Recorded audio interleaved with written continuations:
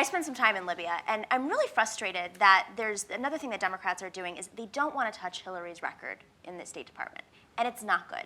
It's just not good at all. The best thing she did was open Myanmar, and that's questionable.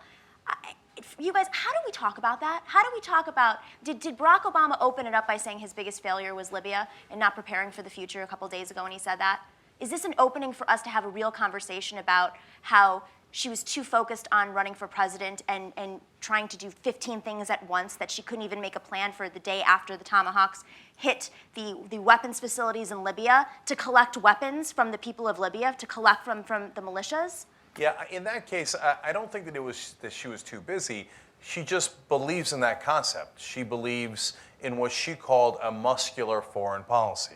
And she wanted to emphasize to the press after the March 15th elections, when she thought it was already all over, she emphasized them, don't worry, I will be more muscular than Obama in foreign policy. Isn't it interesting? I mean, look at the assumptions built into that. Bombing is always correct. Right. It wasn't a mistake.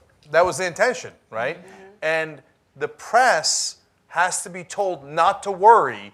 Don't worry, we'll give you more wars, right? Arms trades to Saudi Arabia, which is being used against people in Yemen. Like this just expansion of just abuse that is going on around the world as a priority.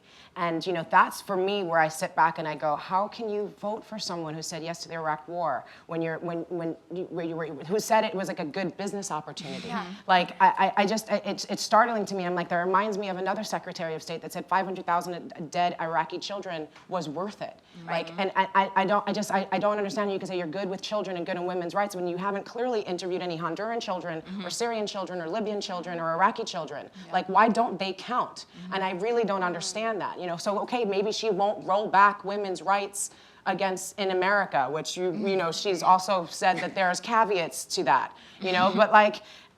But then what is this line that is drawn? Like, Trump is a horrible person because he wants to put a wall between us and Mexico.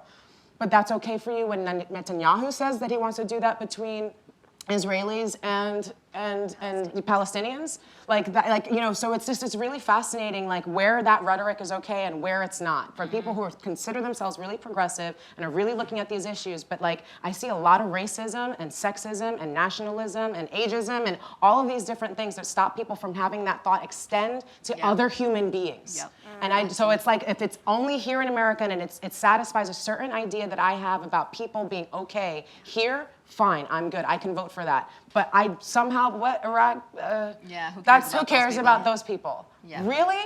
Because that's the thing that when you get really upset and we're praying for Paris and we're praying for Brussels and we're praying for people all around the world where these attacks are going on, believe me, that's not going to stop. Yep. Yeah. When you're destroying people's homes and livelihoods and impacting them for generations, that is the way to fight back against that is not the cartoon, my gun's gonna get bigger and bigger. The only two things that are gonna happen, we're either going to just drop an A-bomb on everybody and that's it and we're done, or at some point we're gonna finally switch directions and go, that is not the way to keep moving forward. Absolutely. We have to start working together and recognizing the humanity on everybody, on this side of the button and on that side of the bomb.